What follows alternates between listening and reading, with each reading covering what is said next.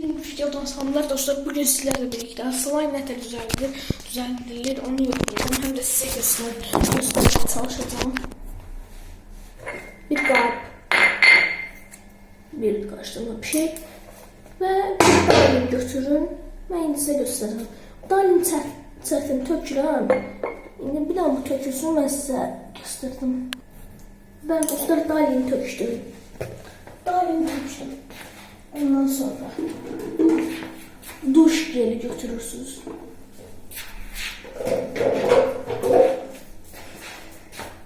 Duş jeli yani farkı yok. Nasıl duş jeli, duş jeli.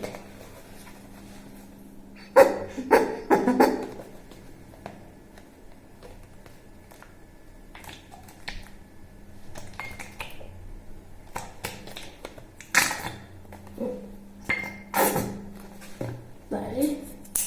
Bunu biraz karıştırarak. Az tökün. Ne kadar olursa o kadar. Bu da işte. Ve bir tane şampun tökürsünüz. Onun da farkı yoktur. Ya fark edemir. Hansından olur olsun.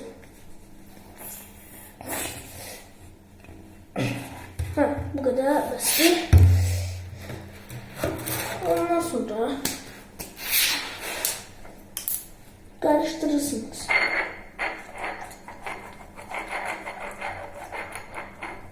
Ben sizin için deneyirəm. Olsa da olmasa da videonu yani izleseniz ya oldu ya olmadı. Yeniden yayınlayacağım ben bu videonu.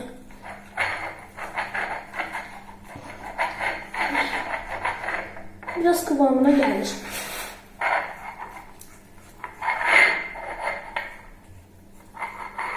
Ben de bir videodan gördüm. İlginç oldu daha sonra. Yani biraz böyle karıştırırsınız. Sonra koyursunuz həyətə ya da balkonu olanlar balkona. Yani böyle sonra bakın kıvamına geldi biraz. Ələyimdən daha yapışır. Dostlar ben biraz karıştırım gelirim. Bəli dostlar bakın tam kıvamında oldu bakın. Dostlar. Gelin. Suluk. Zibile atacağım. Dostlar böyle gördüğünüz kimi oldu. Bir balkona götürüm gəlim. Dostlar yağış yağır deyə mən belə yerə qoydum. Yəni mən bayaqlarda balkon dedim. Bağışlayın. Həyətə qoyuram, belə yerə qoyuram. Yəni biraz keçəndən sonra götürün. Sağ olun dostlar.